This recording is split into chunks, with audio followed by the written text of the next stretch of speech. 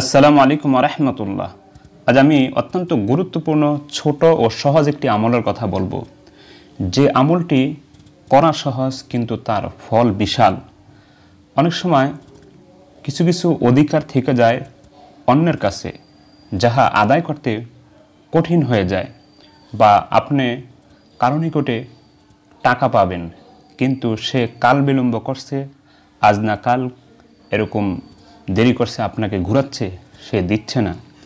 অথবা আপনি ব্যবসা বাণিজ্য করেন, কোনো মালামাল তার নিকটে পাবেন, আপনি টাকা দিয়ে দিয়েছেন কিন্তু সে দিতে দেরি করতেছে, আপনাকে ঘুরাচ্ছে।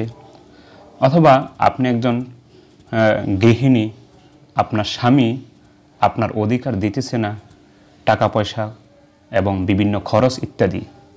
বা আপনি এক জায়গায় বসবাস করেন কিন্তু আপনার একজন প্রতিবেশী আছে, যে প্রতিবেশীর নিকটে আপনি কিছু পাবেন, আপনার একটি অধিকার রয়েছে, কিন্তু সে এটাকে কোনো পাত্তাই দিচ্ছে না, আপনাকে কোনো মূল্যই দিচ্ছে না।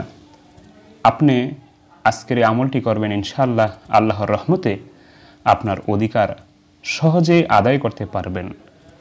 অনুরূপভাবে আপনি চাকরি করেন এবং আপনার সেই অফিসের বস, আপনার অফিসের স্যার আপনার অধিকার দিতেছে না। যেমন আপনি টাকা পাবেন, বেতন পাবেন কিন্তু ঘুরাচ্ছে।